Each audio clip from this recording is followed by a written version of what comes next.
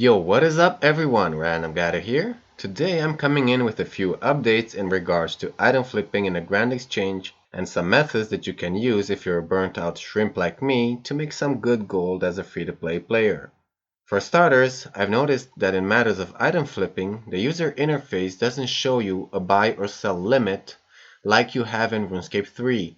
However, from my experience, I've noticed a sudden stop in the buy-sell when I came close to about 20,000 golden bars for this example.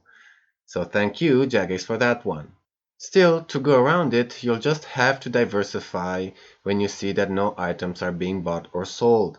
Of course, you'll need money for this, but with a little bit of patience and following this guide, you're gonna get there. So, how do we make money? Well, it's a good question. Up until now, I found some methods that work, and I did some research by looking up older guides to make sure that the information provided here is up to date and still working. But most of the methods I've looked up are already saturated because I tried them myself. But hey, the internet is a big place and I might not be the best seeker. In all truth, in my opinion, you're pretty much fucked if you're not a member because making gold is an ordeal which requires you a lot of time. However, not all is lost, and I did find some ways to earn gold that doesn't require you playing non-stop. So let's begin with the ones that don't require any investments. At number 1, we have gathering ashes. Gathering ashes from other players who train their fire making skill is a great way to make money. They sell for about 83 gold a piece at the time I'm making this video, so it's not a bad idea to stay vigilant of these opportunities. At number 2, we have happy cow hunting. Since we're talking about gathering, we're gonna turn to the old trusted cows in Lumbridge for their precious cow hides, bones, and raw beef. Many players in Lumbridge fight the cows just for the sport of it, and most of them, except for the bots, don't want the loot, so you can basically just clean up after them, run to the bank, and repeat.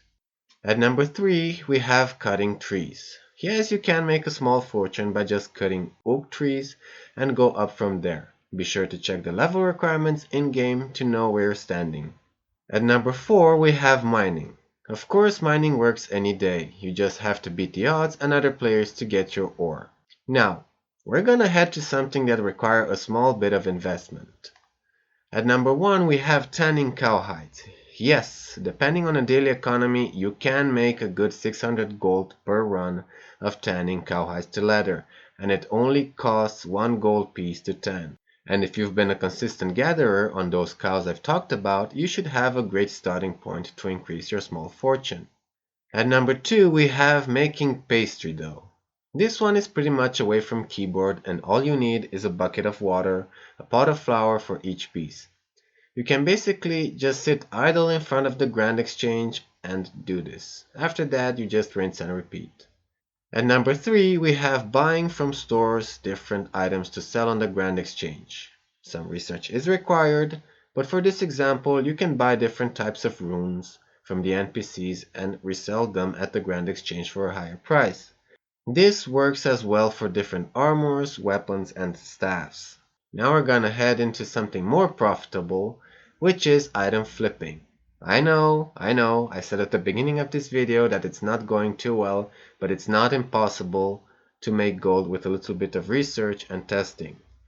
The best items that I found so far for flipping that have a steady buying and selling price are gold bars, ashes, uncut sapphires, cowhides, steel bars, and iron bars.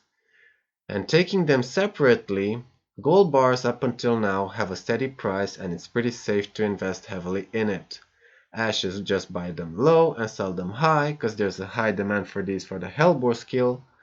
Uncut sapphires, however costly, have a price difference of 5 to 10 gold pieces each, so it's worth doing.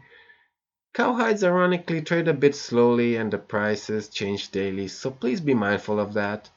Steel bars also have a 5 to 10 coins per piece and must be done with caution because they're very expensive each. And lastly but not least, iron bars. However, they are scarce. If you just have money lying around and free slots at the Grand Exchange, go for this one. Remember to do some research before heavy investing in anything and everything should be alright. Okay everyone, thank you for following me this far. Don't forget to hit the thumbs up if you found this guide helpful. Sub if you like my content, share it with your gold struggling friends. This is Random Guider, signing out.